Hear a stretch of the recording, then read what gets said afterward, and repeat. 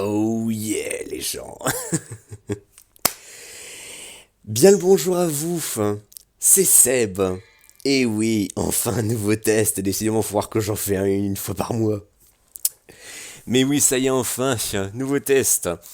Et nouveau test, comme vous pouvez le voir, où on va parler de Devil May Cry. Le tout premier. Le tout premier, sorti sur PlayStation 2 en 2001. Et oui. Ces dernières semaines, voyez-vous, j'avais envie de me refaire du beat'em up, et du coup, j'ai décidé de me retélécharger la Devil May Cry HD Collection sortie en 2018 sur PC, donc là vous voyez que c'est la version Steam. Et j'ai retourné comme pas deux cette trilogie. Oui, même le 2, je sais qu'il est souvent vu comme étant le mouton noir de la série, mais on en reparlera, vous inquiétez pas. Et voilà. Et à cette occasion, après avoir pas mal retourné le premier jeu, j'ai décidé de vous en dédier un test. Donc la petite fiche comme d'habitude. C'est un jeu édité et développé par Capcom. C'est un jeu de Hideki Kamiya, bien sûr épaulé de son fidèle ami Shinji Mikami, le créateur de Resident Evil. Et c'est sorti dans un premier temps sur PlayStation 2 en 2001, puis après sur PS3, 360, Xbox One, PS4, Switch et notamment sur PC comme je viens de vous le dire. Notamment grâce à la Devil May Cry HD Collection qui regroupe les trois Devil May Cry sortis sur PS2. Voilà en gros pour la petite fiche. Hop là, j'ai toujours ma liste comme d'habitude, sauf que là en revanche, je fais le commentaire en différé, et non pas en live, parce que j'avais essayé en live, j'étais pas satisfait du résultat. Là vous voyez la vidéo elle fait entre, allez, on va dire entre 30 et 40 minutes. La première fois c'est simple, la vidéo elle devait faire plus d'une heure 10. Non merci. donc, euh, donc voilà, donc comme j'ai dit, c'est un beat'em up, action, aventure, bref, voilà. Et quel jeu mon dieu. Quel jeu! C'est juste fantastique. Hein. De toute façon, vous verrez ça tout au long de cette vidéo test. Hein. Franchement, je pense vraiment garder à terme cette méthode d'enregistrement puisque c'est peut-être sympa le live, mais je suis plus du genre ordonné, voyez-vous. Du coup, j'évite de faire un peu n'importe comment. Donc voilà. Donc oui, alors on commence le jeu, on a le choix entre plusieurs... on a le choix déjà entre le mode de difficulté, normal, difficile, et Dante de mourir, ou Dante Must Die qui est le niveau de difficulté le plus haut du jeu. Non seulement les ennemis ont masse de vie, mais en plus ils vous font très mal. Et vous pouvez aussi jouer soit Dante, soit le mode chevalier légendaire qui est... Alors le skin change, et au lieu d'incarner Dante, on incarne Sparda, le père de Dante. Et à noter aussi que lorsque vous commencez le jeu, pour la toute première fois, quand vous faites une nouvelle partie, vous êtes directement lancé dans le jeu en mode normal. Il n'y a pas de... Enfin, si le mode de facile, il se débloque si vous faites tège plusieurs fois dès le début. Hein. Donc voilà. En gros. Donc oui, hein, le concept de charger ses sauvegardes et tout. Le New Game Plus, ça j'en parlerai tout au long de ce test. Hein. Mais en somme pour dire que voilà, le choix de la difficulté se débloque bien plus tard lorsque vous finissez le jeu une première fois en mode normal et lorsque vous faites automatiquement le Game Plus en difficile. Ah oui, donc ça aussi, les touches, alors ça c'est extrêmement bien parce que vu que je joue en plus avec une manette Switch, une manette Switch filaire, et la configuration des touches et des joysticks c'est exactement la même chose. Hein. Alors, il n'y a pas grand-chose qui change entre les deux types, si ce n'est que le bouton avec lequel on utilise l'épée et les boutons avec lesquels on utilise les flingues ou examiner quoi que ce soit. Mais vous en faites pas, ça aussi, on aura l'occasion d'y revenir sur le gameplay et tout. Donc, on va déjà attendre que le Seb, là, qui est en train de faire son rush, se décide à choisir. Voilà. Donc, la petite intro. There was a war between the human world and the other, the underworld. But somebody from the underworld woke up to justice and stood up against this legion alone. His name was Et Sparda. voilà, le fameux Sparda. He quietly ruled the human world and continued to preserve harmony until Le chevalier sombre légendaire. a legend. The legendary Dark Knight, Putain, quand même, ça avait de la gueule pour l'époque, hein, cette cinématique et cette musique, ça aussi, c'est... Alors oui, c'est peut-être une compilation HD, mais après, il y a certaines cinématiques qui n'ont pas été retouchées. Vous voyez, la preuve, c'est ultra pixelisé, c'est dégueulasse. Hein. Ça me rappelle la Grandia HD Collection, où bah, t'avais des cinématiques qui restaient pixelisées, c'était vraiment pas beau. Enfin, c'était pas des cinématiques que tu voyais même pas. Coucou la version Switch de Grandia 2, hein. Mais vous allez voir, là par contre, là ça va être mieux, regardez. Voilà. Là, vous voyez, là, c'est plus lisse maintenant. Hein. Et le son, là aussi, est plus fort. Hein.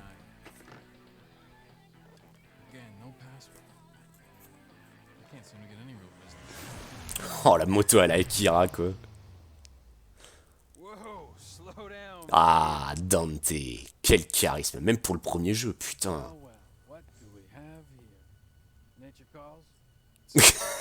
Ah, l'humour. Putain. Bah, vous voyez, franchement, comment c'est... Non, franchement, c'est stylé, quoi. Surtout, encore une fois, pour un premier jeu sorti en 2001, il y a pas mal d'inspiration. Vous voyez comment elle est, comment elle est conceptualisée, la nana, on dirait qu'elle sort tout droit de Matrix. Hein. C'est Devil May Cry, c'est tellement une somme de plein d'inspiration. Hein. Ce Camilla, mais c'est un crack. Hein. Ah, voilà, donc, voici le fameux Dante, hein, le fils de Sparda, qui sera bah, le protagoniste phare de cette série de jeux Devil May Cry.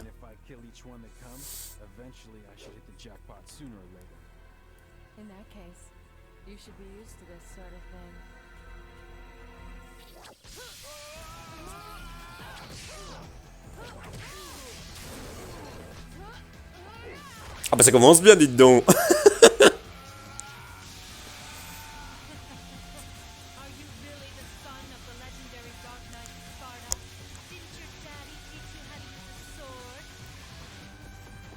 Oui, la moto.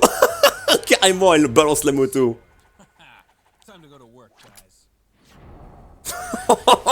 Ça c'est trop génial ça. Le mec il a une épée plantée dans le cœur et il repousse une moto lancée en l'air avec ses deux putains de flingues. Oh la badasserie quoi. Il se lève debout l'air de rien quoi, mais oui voilà. Dante est le fils de Sparda et d'Eva qui est une humaine. Donc voilà, il est l'union d'une humaine et d'un démon du monde bah, des enfers. Hein. Ah bon? Ah bah pourtant tu nous as quand même balancé une épée dans le cœur et t'as voulu nous envoyer la moto à la gueule.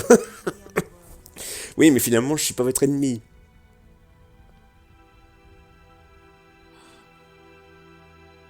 Ah voilà. Donc voici Eva, la mère de Dante. Hein. Dante qui d'ailleurs aussi a un frère jumeau qui s'appelle Virgil. Hein, qui d'ailleurs bah, est évoqué dans ce premier DMC. Hein. Il aura une place assez importante sur Virgil dans DMC 3. Ne vous en faites pas. C'est vrai que, de base, je suis pas censé teaser, hein, mais je suis tellement accro à cette série de jeux qu'il faut que je vous en parle. Il faut. Oh putain, oh mon dieu, la qualité de ces cinématiques. Au secours. Hein.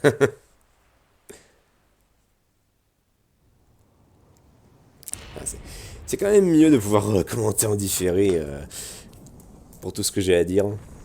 Mm.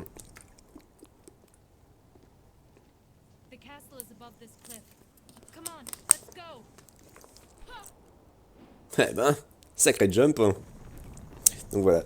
Alors oui, sinon bah, c'est vrai que j'ai pris une partie en New Game Plus qui explique pourquoi est-ce que je vais être assez pété, faut le dire. Donc voilà. Alors oui, ces plans de caméra là, enfin ces différents plans de caméra comme ça, on y reviendra. Alors tout d'abord, voilà. On va prendre ceci, une sphère jaune, qu'est-ce que c'est? Eh bien, c'est une sorte de retry. Hein. C'est-à-dire que si vous faites buter pendant un niveau, vous pouvez utiliser cette sphère jaune pour réessayer et pour redémarrer un checkpoint précis dans le niveau. Ah, voilà, je récupère ça aussi. Un fragment de sphère bleue. Oh bah ça tombe bien en plus, j'assemble une sphère bleue. Voyez-vous, les sphères bleues, ça sert à augmenter notre jauge de vie. Et tout au long de l'aventure, vous allez tomber sur des sphères bleues, mais aussi et surtout sur des fragments de sphères bleues. Vous en obtenez 4 fragments, et vous formez une sphère en plus, et ça vous redonne, ça vous régène complètement, et ça augmente votre jauge de vie. C'est complètement les cartes de cœur dans Zelda, nous sommes d'accord. Franchement, le concept pour l'époque de ce premier Devil May Cry, franchement, il est putain de solide quand on y pense. Hein. Voilà, donc première mission. La malédiction des marionnettes sanglantes. Brisez le sort maléfique et ouvrez la porte maudite. Ouh, ça fait peur. Non, franchement, je sais que je me marre, mais on dirait que ça a été écrit par un ado qui voulait faire des trucs edgy, quoi. Le sort maudit. Ouais, il y a un petit côté nanardesque dans ce point DMC, mais vu que c'est complètement assumé, bah c'est ce qui rend le jeu ultra fun, hein.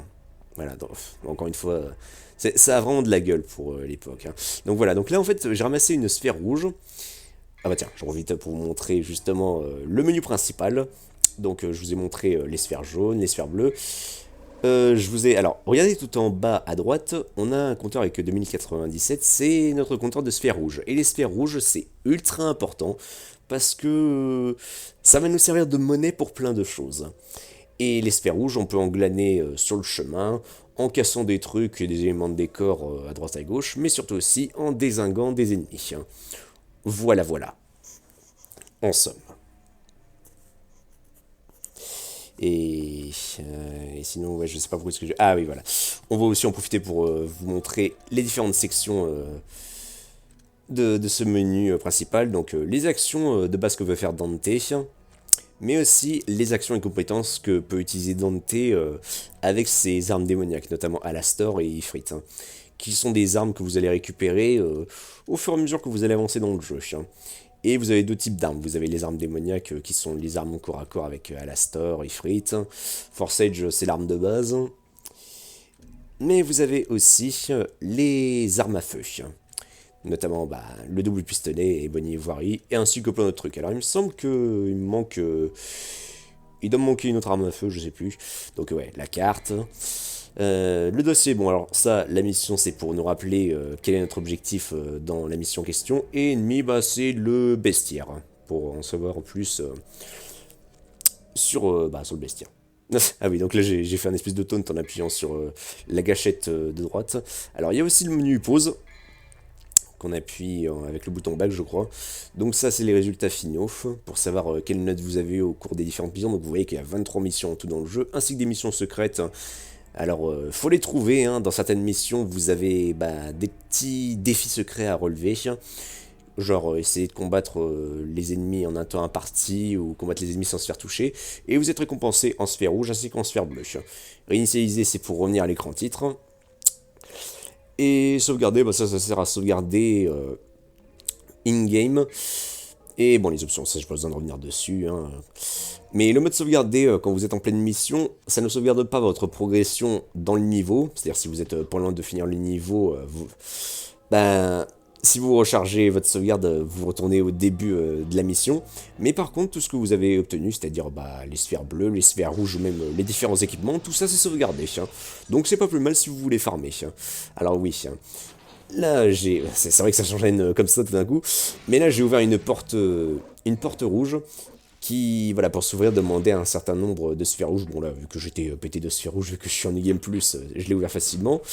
Et il y avait cette statue avec un sablier, on y reviendra aussi, ne vous inquiétez pas.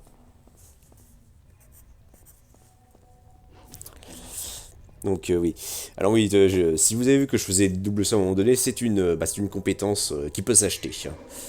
Voilà, donc là... J'ai récupéré... Alors, comme vous voyez, quand vous avez un jingle, vroom, c'est signe que c'est un objet important. Et par contre, voilà, les marionnettes sont vivantes. C'est parti, ça va saigner.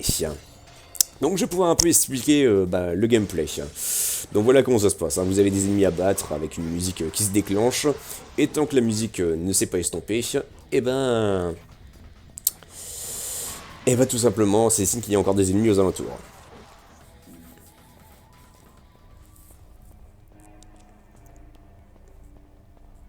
Voilà. Donc là, je retourne sur mes pas. Encore une fois, je commente en différé, hein. C'est pour ça que c'est beaucoup plus pratique pour expliquer tout ça sans se compliquer trop la tâche. J'aime mieux faire comme ça et je vais le garder. Ce sera mieux pour moi. Ouais. Alors des fois, il y aura des petits mécanismes à actionner comme celui-ci. Mais là, voilà, on va arriver à ce passage du niveau où là, par contre, je vais pouvoir vous expliquer quelle est l'utilité de tel ou tel bouton. Voilà. Donc, tout d'abord, pour tirer avec les flingues, il faut appuyer sur la gâchette de droite. Et ensuite appuyer sur X et B pour tirer. Voilà, il faut maintenir la gâchette R, bon, vu que je suis sur une manette Switch, voilà quoi. Pour sauter, c'est le bouton A, et le bouton Y, c'est pour donner des coups d'épée, ou pour utiliser... bah, ça dépend quelle arme démoniaque vous avez, hein, si vous avez Alastor ou si vous avez Ifrit. Hein. En somme. Et, ah oui, vous remarquez aussi que je me suis... Enfin, là que sur la capture, je me suis transformé bah voilà, que j'ai activé ce qu'on appelle le Devil Trigger. Alors le Devil Trigger, c'est un truc qui se récupère dès le niveau 2 lorsque vous allez chercher Alastor. Et ce Devil Trigger, ça décuple votre force. Ça vous permet aussi d'aller beaucoup plus vite. Et ça se déclenche avec la gâchette L. Voilà, pour rappeler les gâchettes, la gâchette L, c'est pour le Devil Trigger. La gâchette ZL, c'est pour afficher la carte. La gâchette ZR, c'est pour provoquer. Et la gâchette R, comme j'ai dit, c'est pour... c'est pour, voilà, pour passer en mode flingue. Ça c'était comme ça dans le premier DMC. Ils ont enlevé ça dès le 2, ce qui n'est pas plus mal. Et ça j'ai oublié de le préciser aussi, mais le bouton X et B sert aussi à examiner ou à interagir avec des trucs, genre des portes ou tout ce que tu veux. Et à noter aussi que, avec le joystick de droite, parce qu'on contrôle Dante avec le joystick de gauche, avec le joystick de droite, si on appuie dessus, bon après ça c'est sur cette HD Collection sur PC, en appuyant sur le joystick de droite, et on peut switcher d'armes démoniaques, genre passer de Alastor à Ifrit et d'Ifrit à Alastor. Donc là, hop là, voilà, j'ai terminé la mission. Et à chaque fois qu'on finit une mission, on a cet écran qui s'affiche, avec un récapitulatif de toutes les sphères qu'on a obtenues durant le niveau, ainsi que le temps mis. Et en fonction du temps qu'on a mis, on obtient un rang, qui va de D jusqu'à S, et forcément plus le rang est excellent, plus le bonus de classement est intéressant en termes de sphères rouges. Et à noter aussi que les boss apportent un bonus en termes de sphères rouges. Voilà. C'est comme ça. Après, à partir du 2, la notation va être revue parce qu'il y aura plus seulement le temps qui va être... le temps mis qui va être pris en compte, mais aussi des autres trucs, genre les objets utilisés ou que sais-je. Mais en gros, voilà. Donc c'est comme ça que se conclut une mission.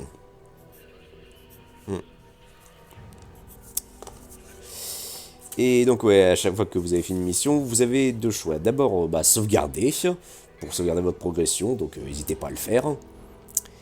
Et ensuite, mission suivante. Voilà, oui bon, j'ai fait d'autres trucs. Donc mission suivante, comme je l'ai dit. Voilà.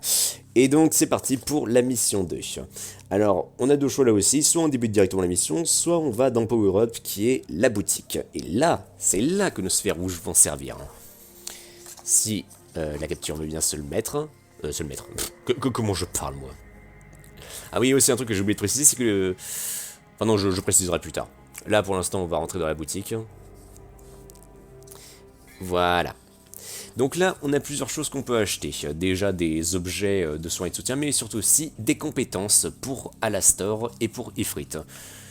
Donc voilà, et ça demande un certain nombre de sphères rouges. Donc voilà à quoi servent les sphères rouges, c'est acheter toutes sortes de choses. Bon. Donc voilà, comme j'ai dit, pour Alastor ou pour Ifrit. Donc bien sûr, j'ai une partie en New Game Plus dans laquelle j'ai tout acquis. Alors le voyage aérien, ça c'est extrêmement utile. C'est pour 4000 sphères, je crois, ça permet de faire le double saut.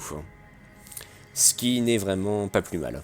Mais surtout ce qui est intéressant aussi, c'est les objets que l'on peut acheter et qui nous aident pas mal. Donc l'étoile du diable, ça nous permet de nous régénérer notre jauge de Devil Trigger. Ce qui n'est pas plus mal aussi. Jauge que l'on peut bien sûr recharger en tapant sur les ennemis, en utilisant les flingues aussi. L'étoile de vie, c'est pour se remettre de la vie. Alors je sais pas si ça régène toute la vie par contre. Faudrait que je vois. L'eau bénite, c'est très efficace contre les ennemis et contre les boss, donc n'hésitez pas à l'utiliser. L'invulnérable, ça nous permet d'être invincible pendant un laps de temps, et pendant ce laps de temps, on peut être en Devil Trigger infini. Donc là aussi, c'est quand même fumé. Mais ce qui est intéressant aussi et surtout, c'est les trois derniers trucs. Donc les sphères bleues, je vous ai déjà dit ce que ça servait. Donc ça a le pouvoir d'accroître notre jauge de vie. Les sphères violettes, c'est le même principe pour la jauge de Devil Trigger, ça rajoute un signe. Et les sphères jaunes, bah, comme j'ai dit, ce sont des retries. Et à noter que plus on achète de ces sphères-ci, et plus le prix du prochain exemplaire augmente. Ce qui te pousse à bien farmer comme il faut. Donc, donc voilà. Non mais c'est bien, j'ai bien développé la boutique. Donc voilà en gros à quoi servent les sphères rouges. Ouais, j'ai parlé du scénario, du gameplay, j'ai parlé de la boutique. Ouais, bon, c'est excellent ça. Du coup, bah, je vais pouvoir dédier le reste de la vidéo test. Surtout en plus, bah, on est déjà arrivé à la moitié de la vidéo test, hein, c'est bien. Alors oui, ça bon, je vous le redis une nouvelle fois, mais il y a 23 missions en tout dans le jeu. Alors, ça paraît assez court. Et ah bah tiens, j'en profite pour revenir sur ces statues. Sur ces statues à sablier, bah, ce sont encore une fois, bah, c'est encore une fois la boutique. Hein. Alors en général, quand vous en avez une, c'est signe que soit vous débutez le niveau, soit que vous êtes en face d'obtenir, enfin, soit que vous êtes pas loin d'aller affronter un boss. Hein. Et dans ce cas-là, bah, vaut mieux se préparer. Oh tiens, un morceau. Bon, je savais même pas qui était là.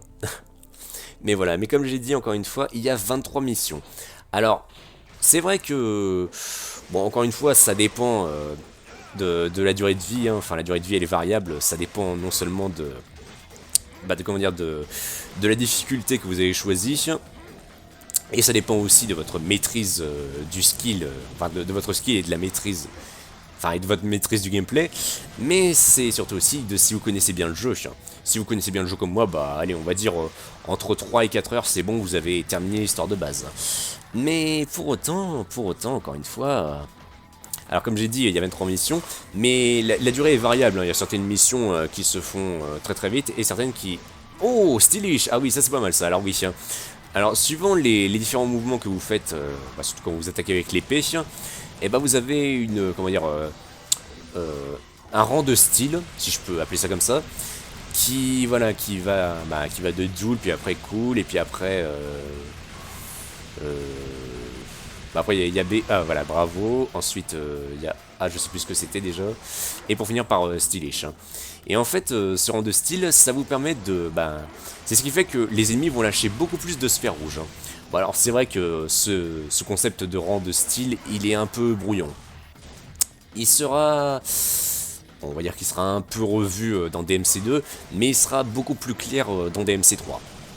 J'ai bien fait de ne pas l'oublier ça, mais comme j'ai dit, dans le jeu en tout il y a 23 missions, et certaines sont longues comme certaines peuvent se faire en 5 minutes, et même des fois il y a une mission, enfin je sais plus laquelle, mais il y a une mission que si t'es rapide tu peux la faire en moins d'une minute. Hein. C'est complètement gratuit. Hein. Donc voilà, comme j'ai dit, la durée de vie dépend de votre connaissance du jeu. Hein. Donc voilà. Mais après encore une fois, comme je l'ai dit, surtout ça le truc, hein, c'est que dès que vous finissez le jeu, une première fois en normal, et ben on vous propose de faire le New Game Plus directement en mode difficile, et là crois mon pote t'as intérêt à t'accrocher à ton slip, parce que franchement le mode difficile il tabasse. Ouais, je vous jure j'en ai chié pour finir ce mode difficile. Et dès qu'on refinit le jeu en mode difficile, et ben là, on débloque plusieurs choses. Déjà, le choix du mode de difficulté, c'est-à-dire que si tu veux te refaire une nouvelle partie, tu peux choisir en normal, en difficile ou en mode Don't Must Die. Mais tu peux aussi choisir de jouer avec soit Dante, soit avec le Chevalier Sombre, c'est-à-dire Sparda. Voilà, il y a juste le skin qui change. Après, il a pas les mêmes armes, hein, il a Yamato, le fameux sabre Yamato. Et le thème... le thème de combat normal que vous entendez là, eh bien ce n'est pas le même hein, quand vous jouez Sparda. Hein. En somme. Mais voilà, comme j'ai dit, dès que vous finissez le mode difficile, là vous êtes bien plus libre pour ce qui est de choisir... pour ce qui est de choisir le mode de difficulté ou même le skin que vous voulez prendre tout au long du jeu. Hein. Voilà. Mais comme j'ai dit, la replay value, elle est juste fantastique. Hein. Encore une fois, c'est... franchement, pour l'époque, et surtout aussi pour un premier jeu, le concept était vraiment solide. Hein. On a un objectif, on a un gameplay qui est très bien expliqué, c'est concis.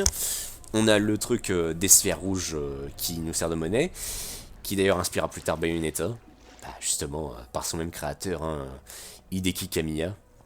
Et bah tiens, j'en profite pour le dire aussi concernant les sphères, il y a aussi un autre type de sphère qu'on appelle les sphères vertes. Alors certains ennemis peuvent le drop, surtout quand vous êtes en mal de vie. Ça, les sphères vertes vous régènent de la vie, et je crois que ça peut même vous donner des sphères rouges. Si votre santé est au max. Si je ne dis pas de bêtises, bien sûr. Ah voilà, donc là, on va avoir droit à un nouveau type d'ennemi que je déteste. Les ennemis volants, hein. Dans les beat'em up, ça a toujours été une plaie. Les faucheuses. Ah oui, alors par contre là, j'en ai eu rien à foutre.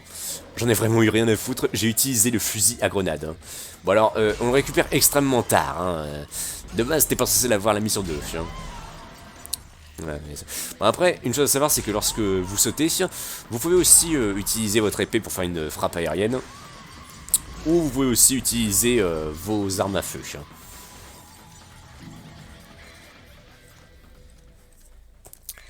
Donc, ouais. Mais encore une fois, comme je le redis, la replay value, elle est juste folle. Hein. Si vous voulez vraiment essayer le mode Don't Must Die, alors j'ai pas testé, mais franchement, crois-moi que tu dois vraiment pleurer. Hein. Mais c'est ça, franchement, encore une fois, il y a divers modes de difficulté. Alors je pense que suivant le mode de difficulté qu'on prend, non seulement les ennemis mettent plus de temps à mourir, mais en plus ils vous font plus mal. Et ils sont plus agressifs, c'est-à-dire que ils vont très très vite dans leur mouvement. Oh, un rang 1, c'est pas mal. Hein. Et ouais. Et mine de rien, surtout quand tu commences le jeu pour la première fois, le jeu il est pas facile. Hein. T'imagines, tu lances une nouvelle partie directement en mode normal. Non, parce que la jauge de vie que j'ai, c'est pas comme ça au tout début. Hein. Tu n'as pas une barre de vie aussi conséquente. Hein. Et les ennemis, ils font très très mal. Hein. C'est pour ça que, voilà, faut vraiment y aller. Faut éviter de se presser, faut prendre son temps, tu vois. Donc, ouais. Alors, qu'est-ce que je pourrais dire d'autre franchement, déjà pour commencer, la direction artistique, regardez-moi ces décors, quoi, c'est super beau. Bon, on est sur la HD Collection, mais je sais même pas imaginer ce que c'était pour l'époque sur PlayStation 2, quoi. C'est génial dans le concept, ce château dans lequel tu vas passer une grosse partie du jeu, parce que oui, à un moment donné, tu en sortiras pour aller ailleurs. Mais ouais, la direction artistique, le character design, comment c'est inspiré et tout, c'est génial. Hein. C'est génial. Surtout qu'en plus, encore une fois, vu que je suis sur PC avec la version Steam, sur cette HD Collections, vous avez le choix du jeu, donc DMC1, DMC2, DMC3, mais vous avez aussi un sound test, vous avez les crédits, et vous avez la galerie. Hein. Et la galerie, eh bien, c'est simple, vous voyez tout plein d'illustrations, de concept art en tout genre, pour chacun des 3 DMC sur PS2. Et franchement, c'est extrêmement sympa. Vous voyez des illustrations où vous dites, mais putain, qu'est-ce que c'est magnifique. Et effectivement, quoi, c'est magnifique. Encore une fois, même encore aujourd'hui, ça n'a vraiment pas pris une ride. C'est toujours aussi beau, quoi. Et pourtant, je l'ai pas connu à l'époque, DMC. Hein. Les Devil May Cry, je les ai fait très très tard. Hein. Là, on est en 2023. Je les ai fait en 2022. Ouais, carrément l'année dernière, et je les ai tous fait, hein, les 5, y compris l'après-quel de Ninja Theory, je crois que c'est ça, ouais, ou Factory, qui s'appelle DMC Devil May Cry. Mais ouais, franchement, encore une fois, c'était juste fou, et puis pareil aussi, l'ambiance, quoi. L'ambiance, enfin, c'est ce mélange un peu cathédrale, un peu gothique, avec en même temps aussi, dans le ST, une touche de rock, c'est... Enfin, je sais pas si on dit rock, metal ou je sais pas quoi, excuse-moi. Mes connaissances en musique ne sont pas très pointues, hein, je l'admets. Hein. Mais ouais, franchement, le ST de ce premier Devil May Cry, on va rebondir après sur la musique, hein, bien sûr, hein, vous en faites pas. Surtout qu'en plus qu'on a le temps. Mais ouais, mais comme j'ai dit, pour revenir là-dessus, encore une fois, le jeu est pas facile. Hein. Et peut-être, je dis bien peut-être, surtout si vous faites ce premier jeu, le gameplay, il a peut-être, je dis bien peut-être un peu vieilli, il est peut-être un peu rigide dans les coups de Dante, enfin dans la possibilité de coups qu'on peut faire, mais surtout aussi dans les animations, bon alors c'est vrai qu'on peut aussi esquiver en restant appuyé sur la gâchette et en appuyant sur le bouton de saut, on peut faire des esquives aussi, c'est vrai. Mais le gameplay est peut-être un peu rigide, mais après ça dépend si vous savez le maîtriser. Oui, donc là, le boss que je suis en train de dézinguer. Alors savoir que quand vous êtes en Devil Trigger, vous n'êtes pas invincible. Et aussi vous regagnez de la vie. Là, vous voyez que ma jauge de vie, là, elle remonte un tout petit peu. Voilà. Et voilà. Bon, c'était extrêmement simple. Mais voilà.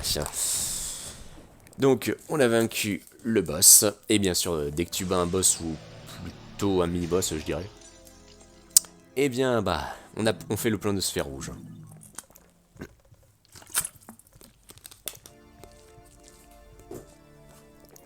Mais ouais. Et d'ailleurs aussi, un truc, bon, pour la petite histoire, c'est vrai que j'en ai pas encore parlé.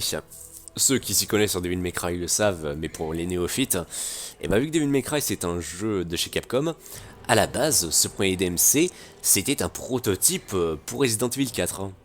Et ça se voit quelque part aussi quand tu entends certaines musiques, et quand tu vois le design de Dante, tu dis ouais, la mèche à la Léon, c'est... Voilà quoi, c'est legit, forcément quoi.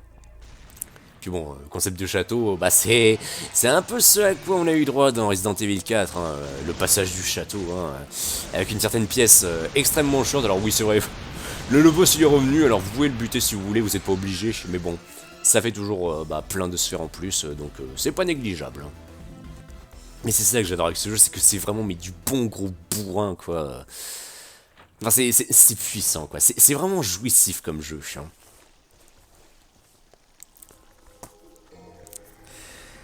Donc ouais, comme j'ai dit, c'était un prototype de RE4. Et franchement, se dire que plus tard ça deviendra une grande série de beat'em all. Oh pardon, de beat'em up. Excusez-moi, abus de langage. Oh mon dieu, oui ce mini-boss. Oh, l'ombre, enfin le shadow comme on l'appelle. Alors pour la vaincre, bah, il faut tirer avec nos deux pistolets pour révéler son point faible. Et là ensuite, bah, faut le désinguer de coups. Et quand il est rouge comme ça, bah faut esquiver. Sinon, il vous chope et bah il s'autodétruit. Et voilà, il faut prier pour qu'il vous enlève pas tout le peu de vie qui pourrait vous rester. Voilà. Alors ça a l'air de rien dit comme ça, mais je peux vous assurer que la première fois que j'ai fait ce boss, mais nom de Dieu que j'en pouvais plus de ce foutu mini-boss à la con. Mais voilà. J'ai envie de finir parce que oui, je vois qu'il nous reste même pas 6 minutes pour ce test. J'ai envie de parler du truc que j'ai toujours pas parlé, à savoir bah, la musique. Alors, la musique composée par la Capcom Sound Team, c'est un peu comme la Falcon Sound Team, c'est un groupe de musiciens qui a fait l'OST du jeu. Et bah dans la Capcom Sound Team pour ce premier DMC, on retrouve 3 personnes, notamment bah, Masato Koda, Masami Ueda et Misao Senbonji. Alors j'ai essayé de prendre diverses séries de jeux dans lesquelles chacun a travaillé. Donc Masato Koda, il a bossé surtout bah, pour Fire Emblem Fate et surtout aussi pour la série des Monster Hunter. Masami Ueda, alors lui c'est simple, il a fait l'OST de Resident Evil 1 à 3, mais aussi Bayonetta, Okami, Beautiful Joe, bref c'est un go de ce mec. Et pour finir, Misao Senbonji, qui... ouais, je pense que je me trompe pas, c'est une femme, oui. Misao Senbonji, quant à elle, elle a composé pour Resident Evil Rebirth, qui est bah, justement le remake sur GameCube du premier Resident Evil, mais aussi de Resident Evil 4. Et ça claque. Respect, madame. Et ouais, et franchement, l'OST qu'ils ont fait pour ce premier DMC, mais waouh. Oh putain, mais non, mais cet orgue à la Castlevania, c'est génial quoi. Encore une fois, même regardez-moi ce design, le Nero Angelo, bah oui, boss emblématique. Encore une fois, on se rend pas compte, surtout quand on est un néophyte. Mais quand t'as retourné les DMC, tu te dis mais nom de Dieu, ce premier jeu, mais il avait déjà tellement d'ambition et tellement de gueule, et même encore aujourd'hui, c'est un bonheur de le parcourir. C'est fantastique. Et voilà. Et bah écoutez, bah, je remarque que justement sur mon script, enfin sur mon plan du script, comme j'ai l'habitude de faire, et ben j'ai quasiment dit tout ce que j'avais à dire. C'est fantastique. Ah, j'aime bien quand c'est bien rythmé comme ça et que je me perds pas dans mes explications. Voilà. Je suis même plus satisfait du résultat. Donc vous savez quoi, bah allez, pour vous faire plaisir, bah je vais vous montrer ce... Enfin, je vais vous laisser apprécier ce boss fight.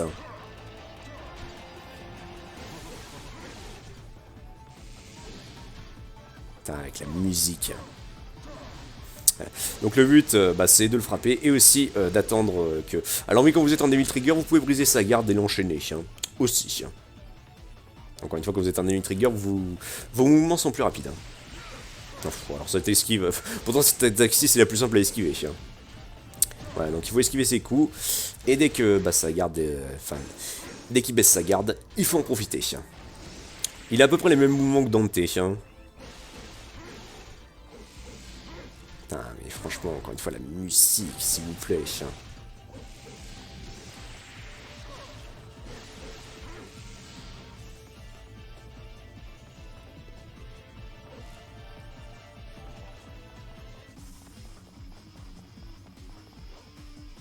Ah oui, une chose à savoir, c'est que si vous voulez économiser le Devil Trigger, vous pouvez appuyer sur la gâchette du Devil Trigger pour économiser.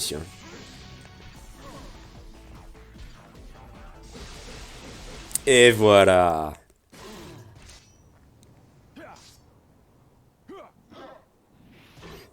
Yeah. Combat.